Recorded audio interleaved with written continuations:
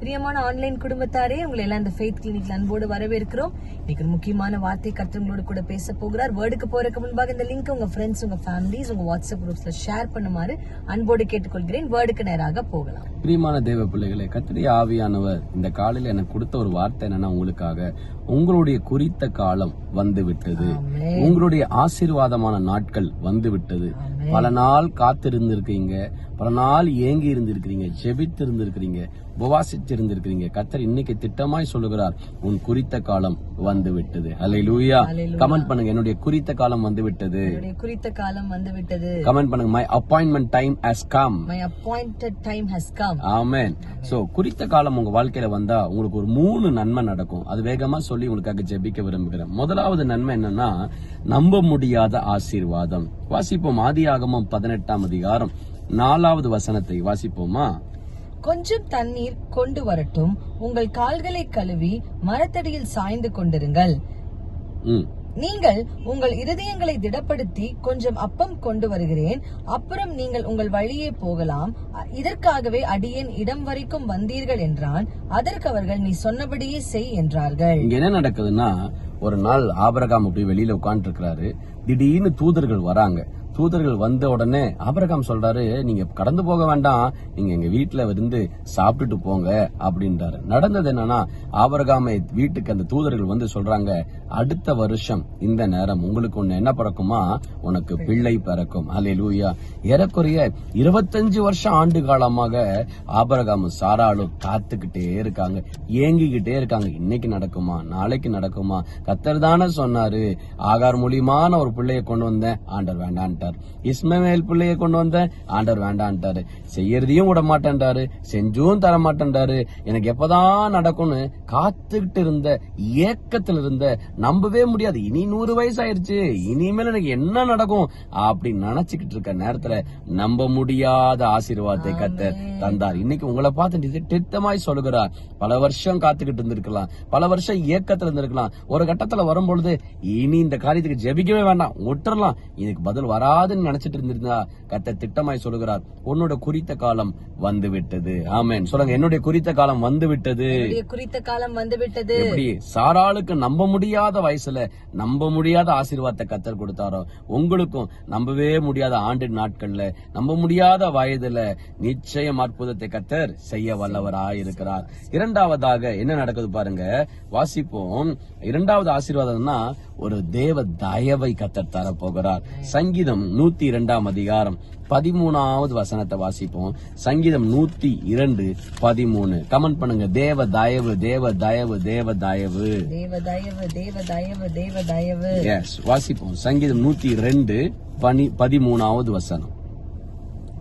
தேவரீர் எழுந்தருளி சியோனுக்கு இறங்குவீர், அதற்கு தயை செய்யும் காலமும் அதற்கு குறித்த நேரமும் வந்தது. தயவு செய்த காலமும் குறித்த நேரம். குறித்த நேரம் வந்துட்டா தயவு வந்துடும். ஆமென். சில நேரத்துல உங்க வீட்டுல, உங்க ஆபீஸ்ல, உங்களுடைய சொந்தக்காரங்க மத்தியில உங்களுக்கு தயவே இருக்காது.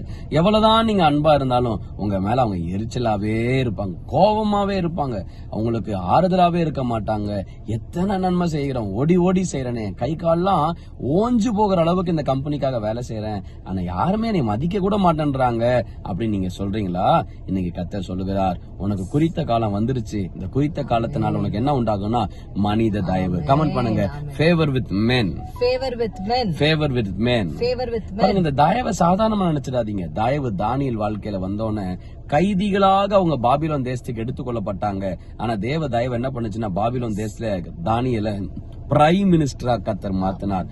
வேதத்துல ஒரு வசனம் இருக்கு பாத்தீங்கன்னா, தானியேல் நேபுகாத்நேச்சார் காலத்திலயும், தரியு ராஜா காலத்திலயும், பெல்தசாஸ்தா ராஜா காலத்திலயும், கோரேஸ் நாட்களிலும் தேவன் கர்த்தர் தானியேல என்ன பண்ணாராம், உயர்த்தி வைத்திருந்தாராம். தானியேல அழிக்க முடியல. ஏறக்குறைய 4 ராஜாக்கள் மாறினாங்க, தானியேல மொத்தம் என்ன பண்ண முடியல, மாத்தவே முடியல. ஏன் தெரியுமா தேவ பிள்ளைகளே? தயவு. நான் இன்னைக்கு உங்களை பார்த்து சொல்லுகிறேன், உங்க கம்பெனி ஓனர் கூட மாறலாங்க, ஆனா உங்களை மாத்த முடியாது. ஏன் தெரியுமா? தேவ தயவு. குறித்த காலத்துல தேவ தயவு வந்து விட்டுச்சு. இன்னைக்குதான் உங்களுக்கு குறித்த காலம். இன்னைக்கு தேவ தயவு உங்க வாழ்க்கையில வரும். கமெண்ட் பண்ணுங்க, today I receive my favour. Today I receive my favour. இன்றைக்கு என்னுடைய தயவை, இன்றைக்கு என்னுடைய தயவை நான் பெற்றுக்கொள்கிறேன். மூன்றாவதாக வாசிப்போம், ஆபகுக் 2ஆம் அதிகாரம் 3வது வசனத்தை வாசிப்போம். ஆபகுக் 2ஆம் அதிகாரம் 3வது வசனம். ஹல்லேலூயா. 1ஆம் அதிகாரம் 2ஆம் அதிகாரம் 3வது வசனம். உங்களுக்கு குறித்த காலம் வந்து விட்டுருச்சு தேவ பிள்ளைகளே. தயவு உங்க வாழ்க்கையில அதிகமாய் கிரியை செய்ய போகிறது. ஆமென். ஆமென் ஆமென் ஆமென். நம்ப முடியாத நன்மைகள் சாராளுக்கு நடந்தது போல உங்களுக்கு நிச்சயமாய் கர்த்தர் செய்ய வல்லவராக இருக்கிறார். ஹல்லேலூயா. ஹல்லேலூயா. ஆபகுக் 2ஆம் அதிகாரம் 2ஆம் அதிகாரம் 3ஆம் வசனம். குறித்த காலத்துக்கு தரிசனம் இன்னும் வைக்கப்பட்டிருக்கிறது, முடிவிலே அது விளங்கும், அது பொய் சொல்லாது. குறித்த காலம் உங்களுக்கு வாழ்க்கையில இருக்கிறபடியால் என்ன ஆகாதுன்னா உங்களுக்கு பொய் சொல்லாது. ஆமென். கர்த்தர் உங்களுக்கு கொடுத்திருக்க அத்தனை வார்த்தைகளும் பொய்யாய் மாறாது. கமெண்ட் பண்ணுங்க. எல்லா வாக்குத்தத்தங்களும் எல்லா வாக்குத்தத்தங்களும் என் வாழ்க்கையில என் வாழ்க்கையில நிஜமாதான் மாறும், நிஜமாதான் பொய்யா மாறாதுங்க. கர்த்தர் சொன்னார்னா அவர் செய்ய வல்லவர்.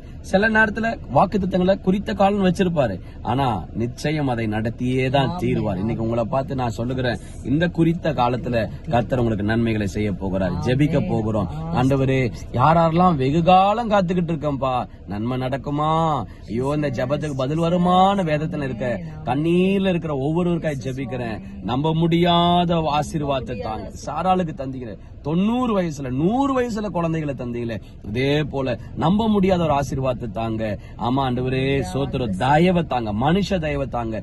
கைதியா அடிமையா கூட்டிட்டு போகப்பட்ட பாபிலோன் தேசத்துல பிரைம் மினிஸ்டரா மாத்தி அந்த தேவ தயவை ஜனங்கள் மேல இறங்கி வரட்டும் என்று ஜெபிக்கிறேன். அதே போல ராஜா, குறித்த காலத்துல தரிசனம் நிறைவேறும். என்னென்ன வாக்குத்தத்தம் எங்க ஜனங்களுக்கு சொன்னீங்களோ அவங்களுக்கு இன்றைக்கு நிறைவேற்றி அவங்கள மகிழ பண்ணுங்க என்று ஜெபிக்கிறோம். ஏன்னா இன்றைக்கு தான் குறித்த நாள். மகிழ்ந்து களி கூற கத்த கிருபைதான். இயேசுவின் நாமத்தில் பிதாவே, ஆமென் ஆமென். தேவ பிள்ளைகளே, இந்த நாள் தான் உங்களுடைய குறித்த நாள். This is your appointment day. Amen. You are blessed. You are blessed. Bye bye.